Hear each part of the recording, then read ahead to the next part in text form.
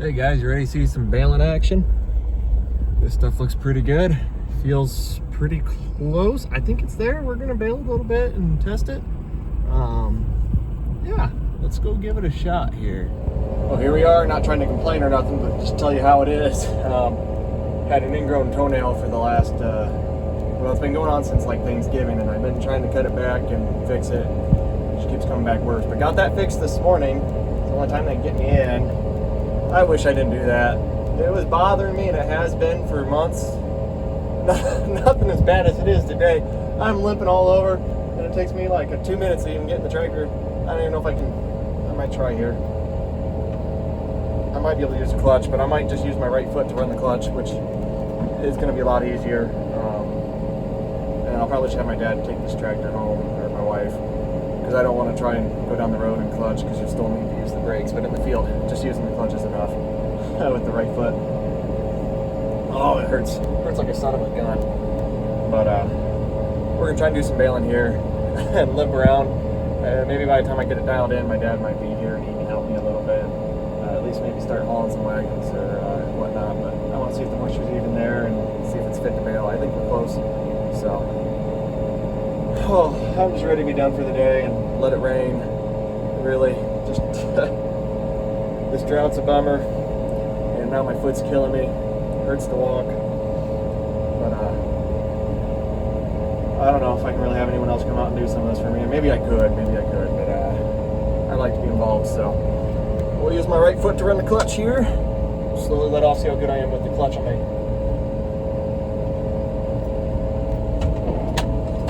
There we go. Up here. Yeah, I can use my right foot to clutch. That's not terrible. Alright, move that chute in. Move the kicker to the side, then it's easier to get your hitch pin in and out underneath the kicker. Alright, let's give her a shot. Looks like some decent hay though. Oh, it's got a good amount of dust coming up. That's always a good sign. Man, it's just cranking these bales out. I need to put some more tension on. Let's see here. Get a couple bales knocked out. Get out and check moisture. The less I got to get out of the cab, the better.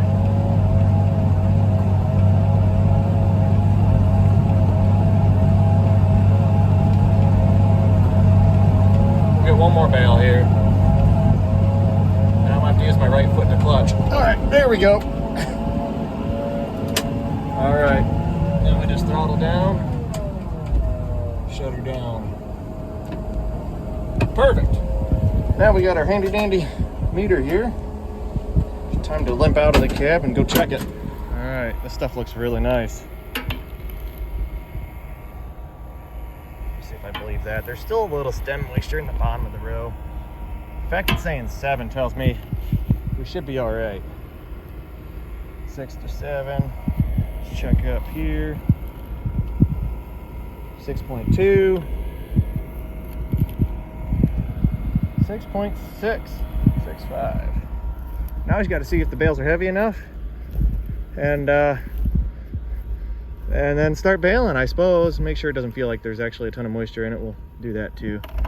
This wagon's easy to get out of. Just sucks. There's all that trash in it because people are going to complain about this stuff, which it's super nice hay otherwise.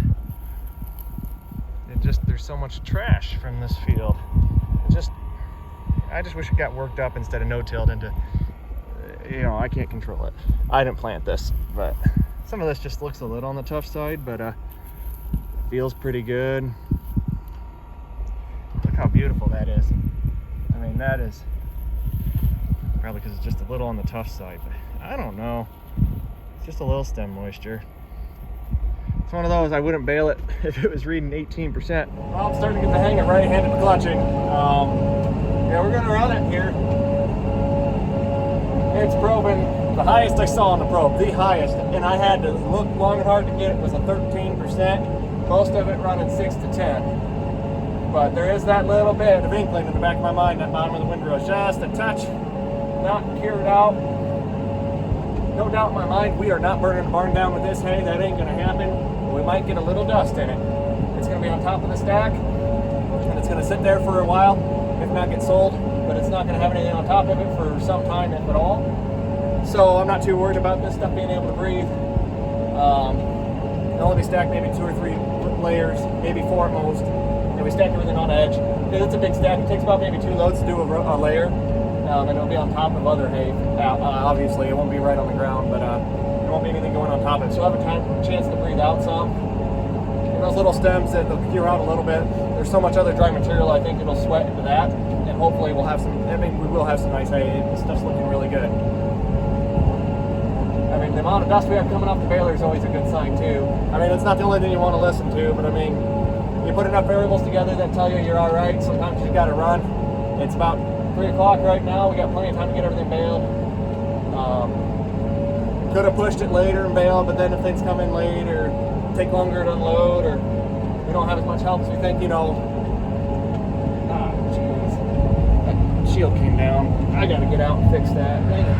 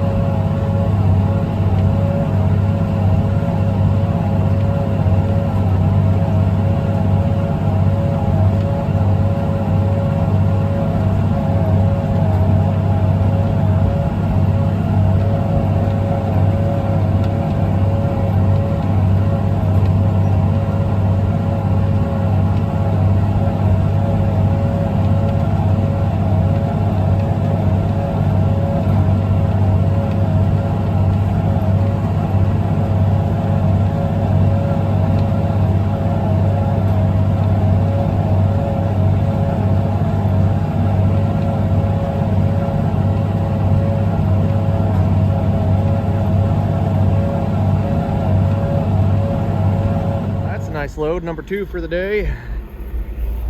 Shoo, 340. That means we're averaging 170 bale loads. That's pretty darn good. Pretty darn good. This toe is killing me. It's nice stuff though. That feels dry. I'm liking it. It's just maybe a scooch of moisture. Look how nice this stuff is. I mean, one for that trash, like this little bit of corn or this guy. I know I'm getting nitpicky, but usually when you see a bunch of leaves congregated on one side of the bale, kind of like you're seeing here, that tells me it's starting to get dry and the leaves are getting knocked off as you bale, which is what you'd expect, because you see one side here a little more stemmy. Not saying it is stemming, foxtail, which is great. And on the other side where it's all leaf, that means the leaves are kind of falling to the bottom as it makes the bale, which tells you it is fairly dry. Look at the leaf and something like that. Jeez Louise, that's good stuff. Really good stuff, guys. Had a lot of broken bales here. I don't know what's going on. I'm happy with it. That's what I call a full load. I mean, maybe could squeeze a few more in the front, but I don't think so. That looks really nice. Those bales look really good. Not sure why we had like 4 mist ties. I think we only had 1 mist tie actually. Maybe 2, but the rest it burning strings off. This belt likes to do that when you get into thin hay. So if this bale's a little further forward and we're really in thin stuff, these belts would just rub on these strings and just burn them right off. Bales seem pretty good and dense. It's hard to tell how heavy they are, but no, I think we're good. So all right, let's go bale some more. Grab another wagon and keep going. Wow, look at that one. Really getting these wagons full now.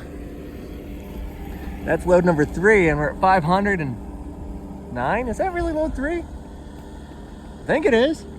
Yeah, that's only my 3rd load. So we're really filling these suckers up. Shoot, that's almost 100. I don't know. I'm not doing my math right in my head, but because that back doesn't look very full to me, but the front does. It's good hay though. Nice. Had a few more broken bales than I want. I just hate all this trash too. This just bugs me. People will complain. Not all, but some. That's a nice pretty bale in there. Look at that. That's beautiful hay, really is. Well, my dad's moving again. He blew out a tire on his first wagon. My wife's leaving with her first wagon. And I got one half-loaded one empty, and this wagon. That's all I got out here in the field. I think I'm going to need one more, maybe two more empties brought out. We do have two more empties in the barnyard. Now, we just got to move the backup baler out of the way. I should probably need to sell that baler. We ain't using it, but no, of course we feel like this is straight for time. My wife tried to bake for the farmer's market. Then we have a tire blowout. So there we lost 20-30 minutes. End of the world? No, not really, but it's just, of course, it's got to happen today. But oh well, we're baling up some hay. We'll get her done. Probably 2 more hours out here. It's baling up pretty quick. I feel like there's some nice looking bales. I haven't checked weights on them too much, but the few I've checked have been pretty good. Just look at it, how quick this thing's pounding them bales out. And I'm not even going that fast. I easily could be grabbing another gear or two and just really cranking them out. You start doing that, you drop how many flakes you get per bale, and then you start getting inconsistent bale weights and bale lengths, mostly lengths. But they do start getting pretty heavy when you start running it fast. They start getting a little bit longer. Which none of that's the end of the world, but it's just the inconsistency. You know, here, if I go a little slower, it seems like we get more consistent bales, and I'd rather have that. Plus, less likelihood of plug-in or shearing a flywheel bolt, which we've only, I think, sheared 2 all year. And that's rare. I don't think we sheared any last year, maybe only 1. I have plugged it once this year, or maybe twice. I've only plugged it once. My wife plugged it once too. But it's just you get in a hurry or you ain't paying attention and you see a big slug and it happens. But 12,000 bales, only have 2 flywheel shear bolts, you know, and some people may say you need to be pushing harder. I don't know. We'll get the job done. This isn't too bad. That's good. Sorry for blocking it, but yeah, it's really cranking some bales out even at this slower speed. I'm pretty happy with. Well, we got a lot baled now. All we got left is like 4 rows. Ooh. You're coming home with me, little guy. Jeez. Put that in the tractor. Look at that beautiful hay.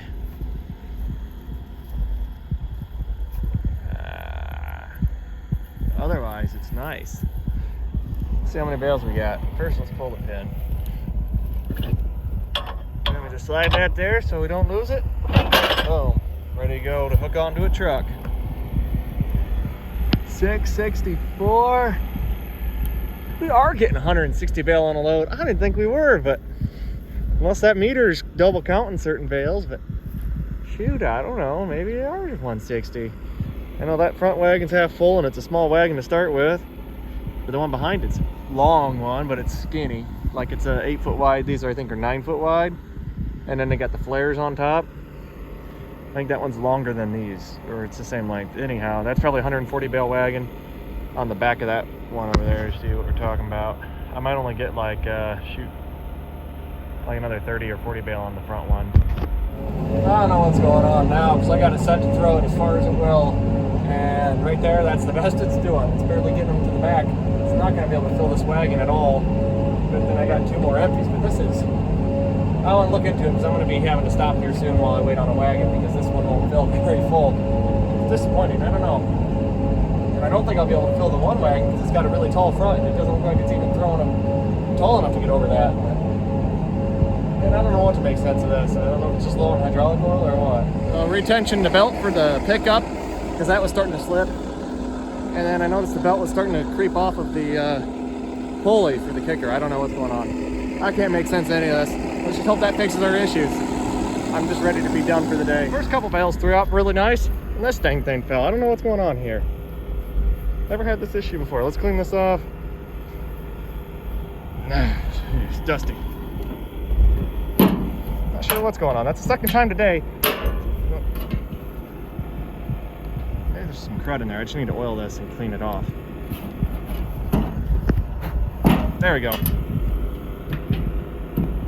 not one to latch all the way. I'm not sure what's going on. I just need to wash it out. That ought to hold. Where are we at anyways? 750. All right.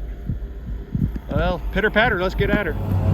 Oh, there it goes. They're going all the way to the back how it's supposed to. And the belt was still on the pulley, don't get me wrong. It was just like starting to creep off for whatever reason. I can't make sense of why machines do the things they do sometimes. Look at that, it's really throwing it back now. Now we're cooking with peanut oil. There we go.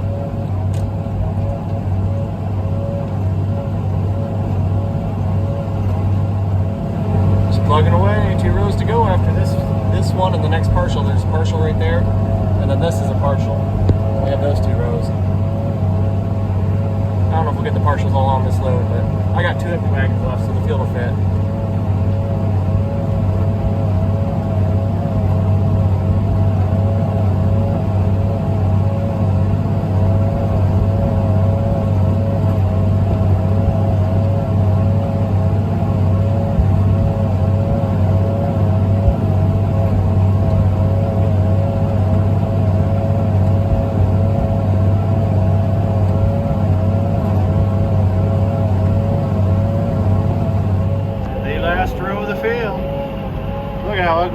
Those skips are at the mower. I hate it. I hate that. This is my worst wagon too. It's a big one. It's just got the worst running gear under it. Worst tires. Oh jeez. No, 50 acres baled today ain't bad for a small square baler. All right, guys, field's finished. Let's see how many bales we had. 1,029. Yeah, that ain't bad. Just look how nice this stuff is. Woo! Beautiful alfalfa. Well, we got, I love extended hitches, but we're gonna take this load back. I got 2 more wagons to haul. My wife's gonna come back and grab one of them, and I'll come grab the last load out of the field. It's already 8 o'clock, so we're running out of daylight, so I kind of needed her to grab one, so looks like she's already out here. She got out here quick. But, yep. I got 1 more load after this, and we'll see where we go from there. Still have wagons to clean off from some of the broken bales. I don't know if we'll rebale that, but leave it. Shoot, we'll have a crapping mess just to get rained on. I really think we're gonna have to clean off wagons tonight and rebale. We've got 1 wagon unloaded. They're starting a 3rd now when I left, so they might be almost halfway to completed on that wagon, maybe when I get back. So it leaves us with 5 wagons. I think we definitely can fit 3 for sure. There's a chance we can squeeze 5 wagons in the barn, but then the baler ain't fitting. So hopefully we can get 4 unloaded. 5 would be awesome. Then we get more in the barn, but you know, the less we do today, the more we have to do another time. And if we get rain, and it just gets to be a soggy mess, and there's no way to really win this. It's just trying to get stuff done. Don't get me wrong, some of this I do enjoy, and I can't imagine a better way to spend my life, but there are days it's just, let's just get it done and move on, because I don't know, I'm not quite ready to be done with hay for the year. Part of me is, part of me ain't. You know, being done would be nice in the sense that at least then we know inventory, we can make plans on what we're going to do for next year and get prepped and kind of just catch our breath a bit, but also we don't have near enough hay made for what my goals are and I'd like to achieve this winter. We have, I think I just added everything up. We basically have enough hay in the barn right now to cover all our debts for the year and all our payments and second cut. This is before this cutting is getting put in. The second cut's not even done, nor is 3rd cut, and hopefully a 4th. And we got some oat straw to bale next week. I know I got some custom baling and corn stalks to do in the fall, some route baling. So we've got plenty left to do to get us where we want to go this winter. It's just a matter of getting through some of these tough times. Once my foot's feeling better, I think things will be so much easier. It's just tough when you're hobbling around and feel useless and relying on other people more than you normally do. And I just feel useless. Like, yeah. But we're making some progress. We're moving through some acres here today. they're talking rain all day tomorrow, starting at like 10, 11 in the morning, and then going in through Sunday. So I think we'll just take it nice and easy and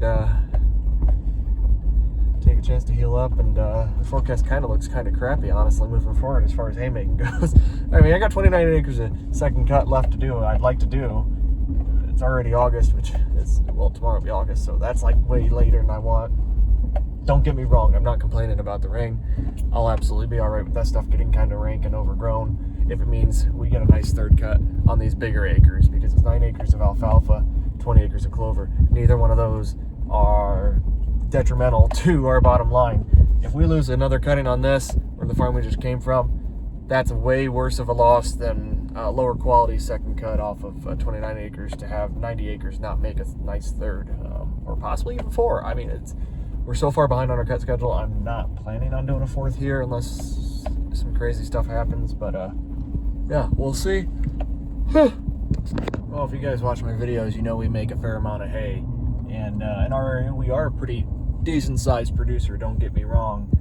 But there are, I can name off probably at least half a dozen guys who are far bigger than me. And I'm not trying to chase that. You know, I want to get to a certain point where I'm happy and I don't want to deal with employees. Don't get me wrong. And I'm not bashing on these guys, but I just saw one drive down the road. And at times you feel like you're in competition with some others. You know, you're all chasing the same thing, growth. And that doesn't matter whether it's another hay farmer, you know, in the sense of like custom work or something, or really any grain farmer, any farmer wanting acres, right? Like I'm looking for acres. It's not necessarily just, hey guys, I'm competing against. I want to grow some, not a great deal more.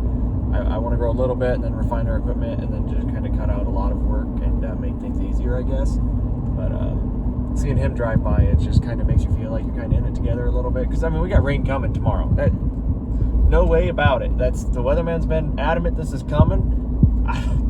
Whether it's right or wrong, I don't know. There's certainly no time to be bailing tomorrow, based off of what every meteorologist and weatherman, every forecast is saying, every app, every weather channel saying there's rain coming tomorrow. There's no chance of bailing tomorrow. Perhaps you might have a couple hours early morning if you get up at 4 o'clock to haul a few loads of hay home. Maybe. I'm not saying there is or there ain't, but you know, I can see it's kind of, we should have another hour of sunlight, and it's dark, cloud covered. It's almost wonder if something's coming in. The radar doesn't show anything, but you know, at times you just feel kind of isolated when you're farming and you're caught up in your own task and what we're working on, and you just feel like I don't know. I don't want to say like I'm not depressed. You know, I'm very happy and grateful for doing what we're doing, but there are times you feel kind of isolated. Like it's hard to push past some of your own problems and get out of your own head about some of that. But seeing them drive by, and I know they're a bigger operator than I am, and they cover a lot more acres than I do, and they do darn good work. I'm not bashing them by any means, but seeing them go by, I know they're going to another field or something. I assume, maybe I'm wrong, but I assume they're running to another field. And I want to be done by 10 o'clock tonight, which is an hour 15 from now. I don't think I will be, but hopefully 11 o'clock I'm done. I wouldn't be surprised at all if those guys are running till 1, 2, 3, 4 in the morning. They run some pretty long hours. More power to them. And I don't know, just a little thought that came across my head. It's like kind of nice to know you're not all by yourself out in this world sometimes, because you know that I just got paid up on straw, and he's a grain farmer. Not bashing him. He's worked his life away. He's raised hogs, and anybody who's made it anywhere in agriculture's worked, but he just got back from vacation and is a hay farmer. I don't think we really get the benefit of summer vacations, so more power to him. Good for him. He's earned it. He's worked a long life of farming, so all right, time to go home with the last load. But no, don't get me wrong. I think if you've worked your whole life, and don't get me wrong, we do work our tail off at times, and I feel useless today. I'm not helping unload anything, and I've unloaded tens of thousands, hundreds of thousands of bales in my life. I think through summers in high school, I don't think it's crazy to think I had a pretty big hand in unloading upwards of 30,000 bales a summer between my uncles and a couple guys I worked for and a couple other guys who needed some help here or there. So I've moved a lot of bales in my life, and I'm kind of ready to maybe not do that anymore. I love baling, don't get me wrong. I love the life we created, but it's the manual side. I know guys who've done this far longer than I have, and the health issues they've had, whether it be shoulder replacements or this or that, I'd like to avoid that. But no, it's I I don't know. It's just neat seeing someone else. At times you feel isolated and you see some other guys out running. It's like, okay, yeah, we're all trying to do our own thing and do our best, and it feels good to kind of be together in this a little bit, but yeah, hopefully everyone else's hay season is going better than how ours has in the last few weeks. These droughts have been awful. But straw went really well. First cut tonnage was way down. But don't get me wrong at all. First cut actually went pretty well, despite tonnage being down, and then that 3-week break with rain that we couldn't get back in the fields, and it dragged on. But equipment ran really well, and we put up some nice first cut, despite losing a lot of bales to rain, I guess, due to faulty tarps or lack thereof of tarping. We didn't have enough tarps, and I thought we'd had, time to move it inside, and we didn't. And all these things that could have changed, but in all things considered, I'm very grateful for just how a lot of stuff's gone this summer so far, and I hope we have a lot of hay to make yet this year. I'm not quite ready to be done. Like I said, it's a yo-yo thing, back and forth. You just want to light a match and sell everything and be done and walk away from it and be like, man, I don't even like going to the lake. We got the Maumee River here, and people boat on that too, so I could buy a boat and go do either one. I don't know. Getting on a boat every couple years, that's enough for me, really. Don't get me wrong, maybe it'd be nice to have a few drinks with friends every couple months and you have a boat to go out on, maybe. I don't know. Sounds like more of a headache than it's worth owning a boat. I think they said the 2 best days for a boat owner is the day he bought the boat and the day he sells it. So, but no, yeah, there's those times, and we haven't had any crazy days this summer where I just want to kick tires and say to heck with it all, let's sell it and let's quit and let's do something else, because there have been times in years past, and having just got stitches and now hobbling, it kind of reminisces, it reminds me a little bit of I think it was our second season. It was our second hay season. I had started our first year with the 62T Oliver, and I'm like, well, this Oliver baler's kind of neat, but I think I want something a little higher capacity. Found the 710 Oliver, which mistakes name with Oliver. Olivers are good equipment, don't get me wrong, but I don't know if I knew what was even possible to ever be full-time farming, let alone owning ground and having the barns, a barn. We have a second one going up soon, but to have the barn that we have now built on property that we own, not free and clear obviously, but property that we own, and be farming as many acres as we are with a self-propelled disc bind and full-time farm, like all these things. I don't know if I knew it was possible back then, but certainly had no idea it was going to amount to everything we've done. But no, I had 2 Oliver balers. I bought an accumulator, grapple, whatever you want to call it, where you just basically drive around and accumulate the bales with the grapple, hook them, and then put them on the trailer. Well, the Olivers, I was struggling to get the bale density how I needed for the grapple to work effectively. I mean, it did okay, but so essentially that day I had something wrong. I don't know if I had like a athlete's foot or something. It hurt to walk, like pins and needles in my feet. I just get to the field, I'm unfolding the chute on the 62T, the baler, and I have my hand in the wrong place. I'm holding it at the bottom of the chute, kind of where the chute pivots, and I got my finger pinched on that. I swore it was broken. It hurt like a son of a gun. I almost passed out. It wasn't like it was the pain. I think it was just more the blood, and I get in my head, and then the adrenaline goes, and we end up getting x-rays. No, nothing was broken, but we got 3 stitches on that. I don't think we actually got stitches that day. I think I waited really long to get stitches, and the doctor's like, you should have been here right away. I think I waited a day, because I'm like, well, we had hay to bale, which was, I thought, a big day of baling. It was 12 acres. Don't get me wrong, still a good day for where we were at that time. Now it's just a drop in the bucket.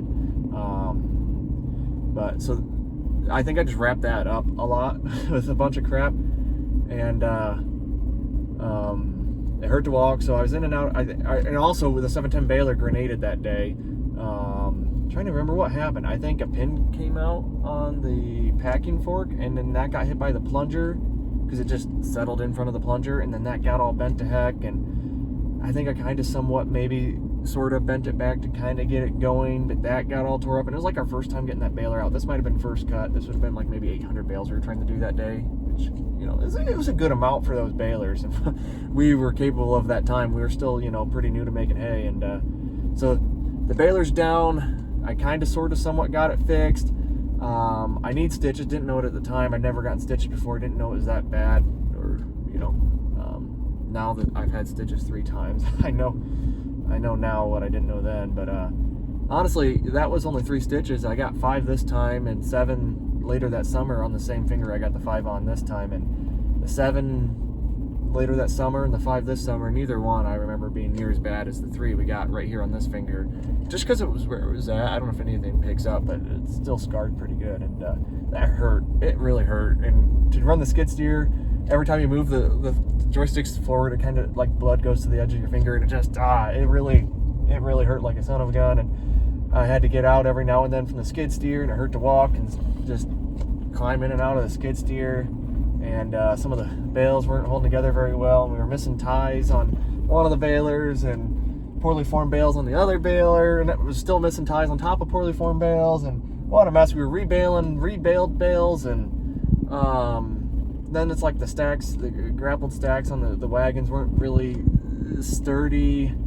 I think I had a friend come out to kind of help. I forget what I had him doing, maybe driving around with a wagon while I was loading with the skid steer. In hindsight, I really should have been the one in the truck pulling the wagon, and he should have been in the skid steer, because at least I could have just used one hand to drive the truck instead of both hands on the skid steer, and then that really hurt, and I wouldn't have to get out as much. But I think I wanted to do it just because it was my new toy and first time running the grapple, and we didn't keep it very long because we had enough issues, so that's a whole other story. But no, that was that day. I think I wasn't going to quit because we had commitments made, not for a ton of acres that summer, but a few. I don't know what we did. I think that year we picked up way more straw than we should have done that year too. We did like 60 acres or something. It was stupid with the equipment we had. And we tried to small square bale all of it. I think we did small square bale almost all of it, and round baled some. I had a nice round baler from the get-go because I knew enough. I didn't know nothing about round bales. I'm like, well, I'm not going to buy junk if I don't know anything about it, so I might as well buy something nice. And I just didn't really have the equipment to handle the round bales. It was primarily a custom baling thing. I guess I had the skid steer at that time, but I didn't have a loader tractor. I just had the old Oliver loader, and that was so slow, and shoot, to pick up even 100 bales would have taken me 12 hours, just about. I mean, it'd take 2 or 3, 4, 5 minutes cycle time between bales, depending on how far they were, because you have 2 levers, and then they run off of a rear remote, and you have that tied up with wires to keep flow through that remote to run your loader, and the spears, you had to hit it just right, and the clutching back and forth, and trying to get between gears. So that's why we didn't want to round bale a ton, but I think we did about 11,000 bales that year between those Olivers. And then I think that second year, it was right after straws when we bought that New Holland 570 that we still have to this day with the kicker, and we got 4 wagons with it, and then just stopped using the Olivers. Finally sold the 62T Oliver baler this winter. Kind of sad to see it go, but I had no use for it. But then we did go to that New Holland, did some custom baling with that, to a couple thousand bales of custom baling, 5,000 bales of straw. So we did about 6,000 bales of hay that summer. But no, that was, I know that day though, when I think the following day after we got the hay baled, I ended up getting stitches, and I still helped unload hay with one hand. Just kind of kept this one covered and used a hook in the other hand, and I had my brother-in-law come and help unload hay. I mean, I was calling anybody who could come and help me because I was desperate, you know. And at that time, I was too cheap to hire help to unload because I had to do it all myself, you know. And at that time, yeah, margins maybe were better in some ways because we didn't have all the equipment cost, but they were a lot worse in other ways because we weren't selling hay for as much, and we had more cost in producing some of the hay. Depending which way you want to look at it, either way, I knew I didn't want to hire someone to help unload, just how everything was set up in that barn. It just would add too much cost to the hay, I thought. You know, that $15 an hour to hire someone, I don't regret that then. Now, I like hiring help. I need it. That's for sure. But I do remember unloading hay one-handed there, and I know that day when everything was going wrong, I don't know if I was saying it verbally, but I think my friend, he was pretty well aware I was not very eager to continue farming. That this endeavor was maybe a little more than I wanted to take on, and it was just enough bad things happened all at once on one day, and just really kind of knocked me down a couple pegs. You know, you start with these lofty ideas and these big goals, and oh, this is really cool, this is really fun, you know, like oh, this is gonna be really cool doing this. Like, we're really stepping up. We got an accumulator now, kind of grapple, whatever you want to call it. And no, none of those things really came to fruition how I was hoping they would at the beginning of the year. And then going to a kick baler changed my life. And now we're kind of outgrowing that phase. I hope we outgrow it, move away from it this winter, I hope. But at that time, the kick baler revolutionized everything, because now I don't need my wife to run tractor, so I can stack wagons.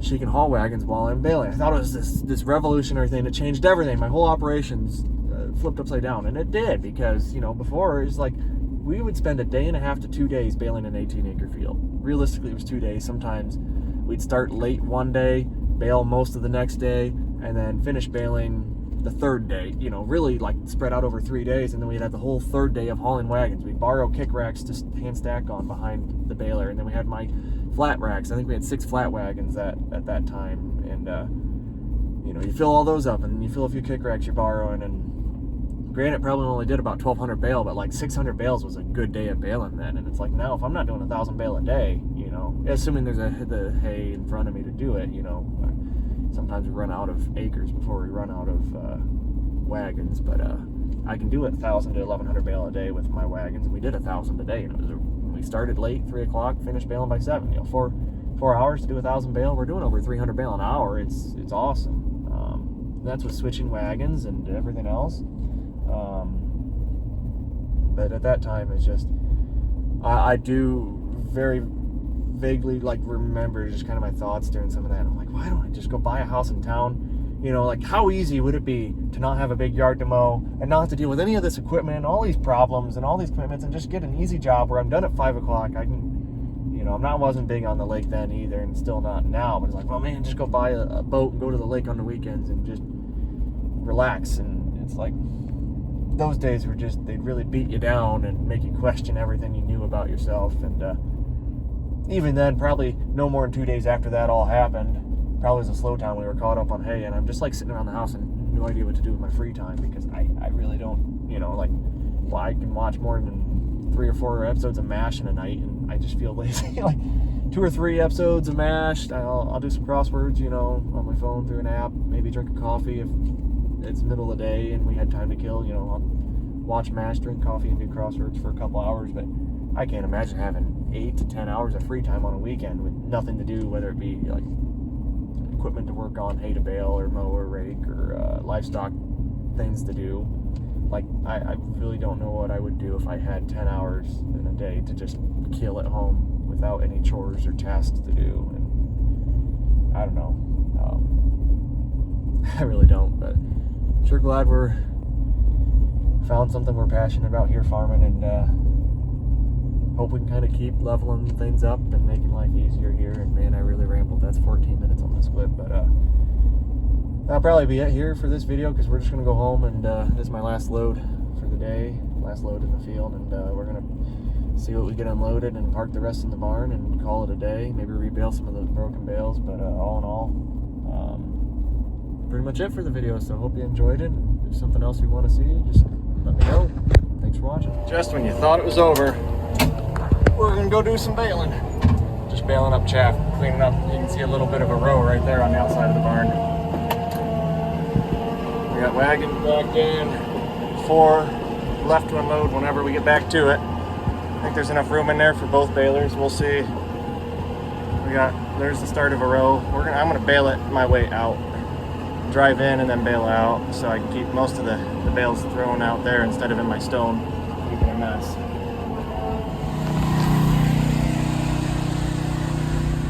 If you can't tell, we got a little rain. 11:30, it's 12 hours early. I wouldn't even call this much of a rain, just a dusting, but certainly glad I have everything put away. Time to head home. There's all that beautiful tree kale.